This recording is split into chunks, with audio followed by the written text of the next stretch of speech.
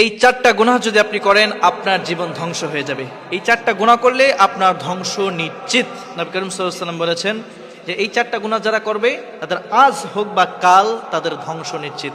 কত মারাত্মক গুনাহ! এই চারটা গুনাহ আপনারা কখনো করবেন না। কোন চারটা গুনাহ করলে ধ্বংস নিশ্চিত?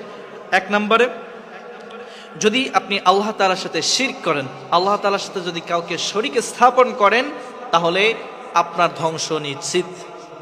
এটাতে কোনো ভুল নেই। যদি আজ হোক বা কাল আপনার ধ্বংস হবে। দুই নম্বরে, আপনি যদি অন্যায়ভাবে কাউকে হত্যা করেন তাহলে আপনার ধ্বংস নিশ্চিত। কারণ যেই ব্যক্তির কখনো অন্যায় করে নেই তারপরে যদি অন্যায়ভাবে আপনি হত্যা করেন তাহলে আপনার জীবনে ধ্বংস নেমে আসবে।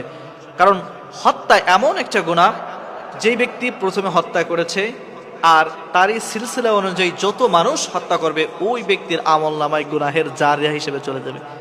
শুনে একটু অবাক হলেন যে সদকায় জারিয়া আছে আর গুনাহের জারিয়া কি?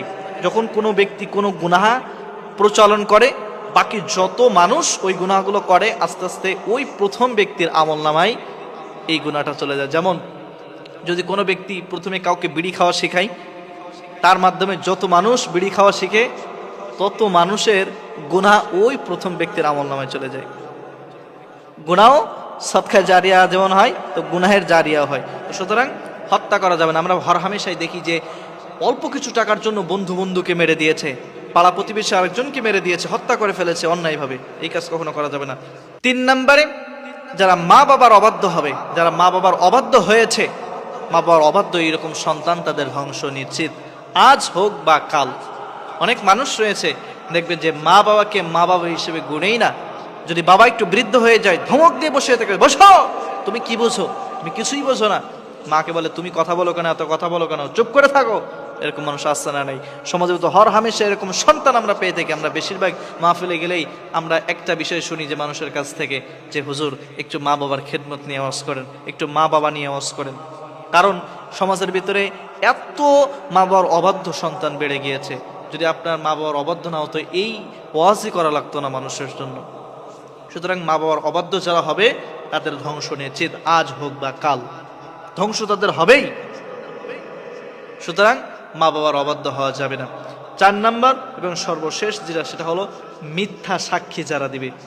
অনেক মানুষ রয়েছে দেখবেন যে মিথ্যা সাক্ষী দেয় একজনের নামে, সে কিছুই দেখে নাই, তাকে শিখিয়ে নিয়ে গিয়েছে, সে ওই মিথ্যা সাক্ষীকে এমনভাবে বলে মনে হয় যেন তার চোখের সামনে এটা ঘটে গিয়েছে, ঠিক কিনা? সুতরাং মিথ্যা সাক্ষী দেবেন না। তাহলে চারটা কথা বললাম। এক নাম্বার কি? শিরক। এই গুনাহটা এত ভয়ঙ্কর গুনাহ, যখন কোনো ব্যক্তি কোনো শিরক করে তার গুনাহ যত আমল নামা ছিল তার যে ভালো কাজগুলো রয়েছে সেগুলো আস্তে আস্তে ওই শিরক আসার পরে সেগুলো কুড়ে কুড়ে খেয়ে ফেলে। যেমন একটা খড়ের গাদার ভিতরে যখন আগুন দেওয়া হয়, আগুন দেওয়ার পরে দেখবেন যে ওই আগুনটা আস্তে আস্তে পুরা খড়ের গাদাটাকে একেবারে নিমিষের ভিতরে পুড়িয়ে ফেলেছে। তো শিরকের গুনাহটা এমন, যখন আপনি ভালো কাজের ভিতরে আপনি দেবেন আস্তে আস্তে ওই শিরকের গুনার সমস্ত ভালো আমলটাকে নষ্ট করে ফেলবে। সুতরাং খবরদার এই কাজটা কখনো করবেন না, শিরক করবেন না। দুই নম্বরে, কাউকে অন্যায়ভাবে হত্যা করবেন না। তিন নম্বরে, মা বাবার অবাধ্য হবেন না। চার নম্বর এবং সর্বশেষ, মিথ্যা সাক্ষী কখনো দেবেন না। বা এই চারটা কাজ যারা করবে, শিরক যারা করবে, মানুষকে অন্যায়ভাবে হত্যা করবে, বাবার অবাধ্য যারা হবে, আর যারা মিথ্যা সাক্ষী দেবে, তাদের ধ্বংস নিশ্চিত, আজ হোক বা কাল। ইতিহাস সাক্ষী, আপনি একটু আশপাশে খোঁজ নিয়ে দেখেন।